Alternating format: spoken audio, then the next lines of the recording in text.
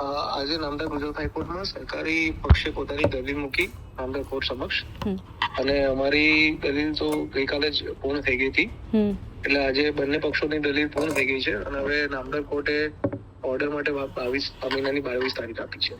ચૈતર વસાવા કેસમાં ફરી એકવાર આજે હાઈકોર્ટમાં સુનાવણી હતી. આજે સરકારી વકીલ પોતાનો પક્ષ મૂકવાના હતા, દલીલ કરવાના હતા. ગઈકાલે ચૈતર વસાવાના પત્ની જે શકુંતલા વસાવા છે અને બીજા જેટલા આરોપી છે એ બધાની વતી દલીલ થઈ ગઈ હતી અને ગઈકાલે ચૈતર વસાવાના પત્નીના સામે એટલે જે દલીલ થવાની હતી એ સરકારી વકીલે સમય માંગ્યો અને એવું કહ્યું કે 48 કલાકનો સમય જોઈએ છે. કોર્ટે 48ની જગ્યાએ 24 કલાકનો સમય આપ્યો અને જે વકીલ હતા એમની દલીલમાં બહુ બધા પ્રશ્નો હતા. એટલે કે એવું લખવામાં આવ્યું હતું કે ચૈતર વસાવાના પત્ની ગાળ બોલ્યા છે, તો ક્યારે ગાળ બોલ્યા છે, શું છે સમય, એના સિવાયની જે પૈસા માંગવા માટે ફોન કરવામાં આવ્યો હતો, મીટિંગ થઈ હતી, એ સમય માટે દલીલ કરવામાં આવી અને દલીલના અંતે આજે સરકારી વકીલે પણ પોતાની દલીલ કરી દીધી છે. હવે 22 તારીખે ચુકાદો આવશે એટલે કે 22 તારીખે ઠરાવ પસાર થશે કે આ લોકોને જામીન મળે છે કે કેમ. એટલે 22 તારીખે એ ફાઇનલ થશે કે ચૈતર વસાવાના પત્ની અને બાકીના જેટલા આરોપી છે જેલ મુક્ત થાય છે કે કેમ. ચૈતર વસાવાનો કેસ જે છે એટલે ચૈતર વસાવાની જે ફાઇલ છે ક્યારે ટેબલ પર આવે છે, એમાં કયા પ્રકારની દલીલો થાય છે એ જોવાનું રહ્યું.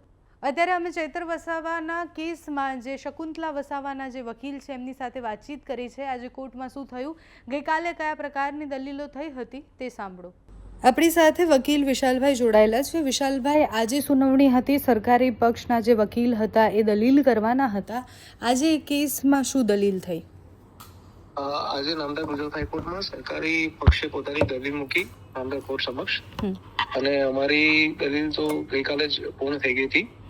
એટલે આજે બંને પક્ષોની દલીલ પૂર્ણ થઈ ગઈ છે અને હવે નામદાર કોર્ટે ઓર્ડર માટે 22 મહિનાની 22 તારીખ આપી છે. અચ્છા, એટલે 22 તારીખે નિર્ણય લેવાશે કે શકુંતલા વસાવા અને બાકીના લોકો એ જેલ મુક્ત થશે કે કેમ? ગઈકાલની દલીલોમાં પણ ઘણા બધા પ્રશ્ન હતા. એટલે એવું કહેવામાં આવ્યું હતું કે શકુંતલા વસાવા ગાળ બોલ્યા છે કે એ બધી જ વાત, તો એની સામે તમે દલીલ કરી. સરકારી પક્ષના વકીલોએ શું દલીલ કરી છે આ વિષય પર? જો કોર્ટનો પ્રોસિડિંગ બાબતે તો કમેન્ટ નહીં કરી શકું, પણ આજે અમે અમારા અસલ માટેનો પક્ષ મૂક્યો છે કે એમનો કોઈ આ કેસમાં કોઈ રોલ નથી, કોઈ ટ્રાયલ વખતે કોઈ રેકોર્ડ પુરાવા પર આવ્યો છે અને આજે સરકારી વકીલે એમના પક્ષની દલીલ મૂકી. એટલે હવે નામદાર કોર્ટ બંને પક્ષોની દલીલો સાંભળીને વિગતવાર દલીલો થઈ છે. હવે નામદાર કોર્ટ હવે આવતી મુદતે 22 તારીખે એનો નિર્ણય લેશે. અને કેટલા આરોપીઓ માટે તમે લડી રહ્યા છો અત્યારે? હાલમાં એક તો 4 ખેડૂતો છે આરોપી, એમની જામીન અરજી અને શકુંતલા બેનની જામીન અરજી પર નિર્ણય આવી શકે છે. અને 4 લોકોનું શું આમાં રોલ છે? એટલે આ કેસમાં ખેડૂત જે છે એમનો પણ કોઈ રોલ નથી આમાં બેઝિકલી. અને અમે અમારી દલીલો મૂકી છે. અમે આજે પુરાવાનું પણ અવલોકન નામદાર કોર્ટ સમક્ષ દલીલોમાં કર્યું હતું. હવે વી હોપ કે we get a positive result. 22 તારીખે છે, 22 જુલાઈએ.